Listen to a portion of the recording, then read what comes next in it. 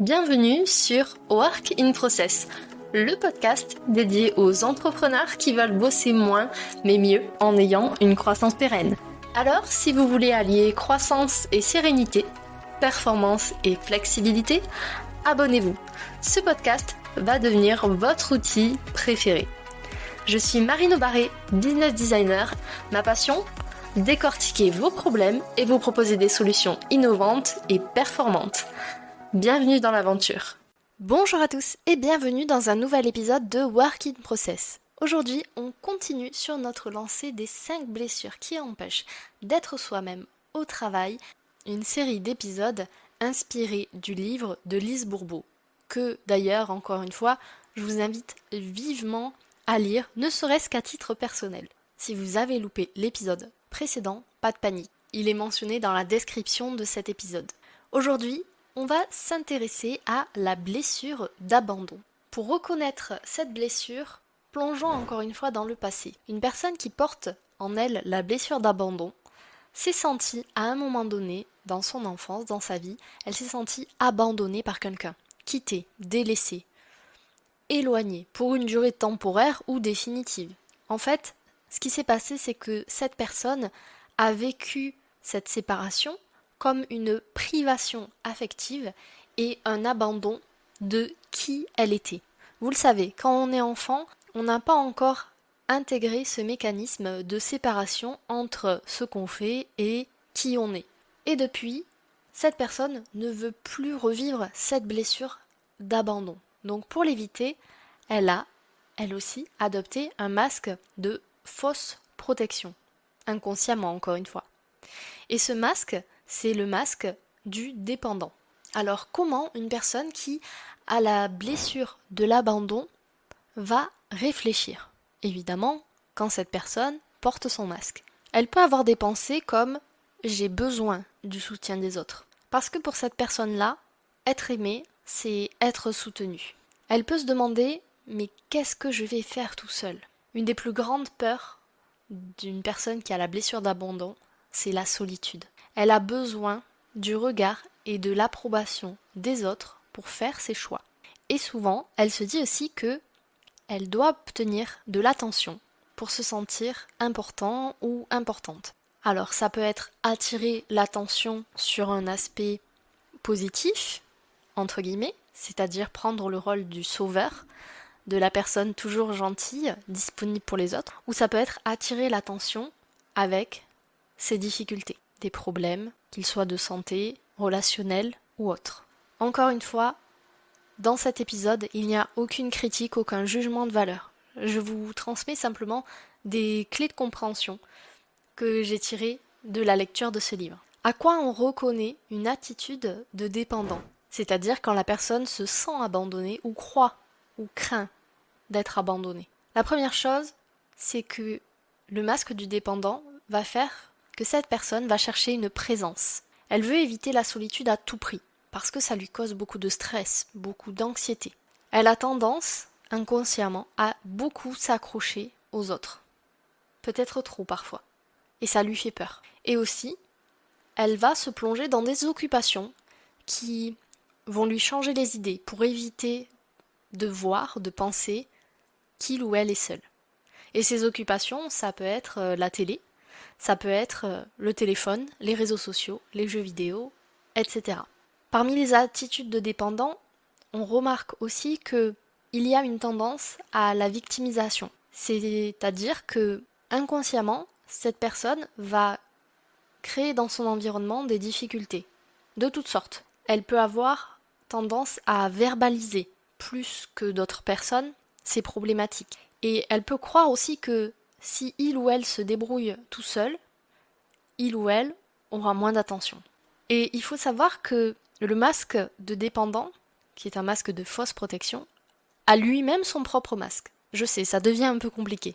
Mais pour cacher ce masque de dépendant, certaines personnes qui ont cette blessure vont avoir l'attitude inverse, c'est-à-dire être indépendant à l'extrême. C'est un faux masque, donc si vous avez suivi, qui est par-dessus celui du dépendant, qui cache la blessure d'abandon. Dans ce cas-là, la personne aime beaucoup revendiquer à quel point il ou elle est indépendant, est fort, et n'a besoin de personne pour réussir dans la vie. Alors, encore une fois, si vous vous identifiez à ce que j'ai dit dans l'épisode ou que vous avez identifié des personnes qui sont autour de vous, pas de jugement de valeur. On est ici sur ce podcast pour comprendre les mécanismes de travail à travers les process, mais également les process mentaux qui nous conduisent à avoir certains comportements. Ces comportements au niveau du travail ont des impacts. Et justement, en parlant d'impact, comment est-ce qu'on peut travailler sur soi ou accompagner une personne qui porte en elle la blessure d'abandon? Encore une fois, on ne cherche pas à changer la personne. Je vais le dire à chaque épisode, mais c'est très important. Montrer à cette personne de la bienveillance, de la tolérance et de la compassion. Accepter ses réactions inconditionnellement. Oui, je le dis dans l'épisode précédent, je sais, mais au cas où je le répète si jamais tout le monde n'a pas écouté l'épisode 64. La deuxième chose à faire pour une personne qui a la blessure d'abandon, c'est qu'elle a besoin d'encouragement. Comme elle a besoin d'attention, autant lui donner de l'attention pour des choses positives, vous ne croyez pas? Encourager cette personne à ne pas abandonner ses projets, à ne pas s'abandonner lui-même ou elle-même, et favoriser plutôt son autonomie à son indépendance. La nuance est assez fine. D'ailleurs, quelle est la signification pour vous d'autonomie et d'indépendance? Venez me le dire sur LinkedIn.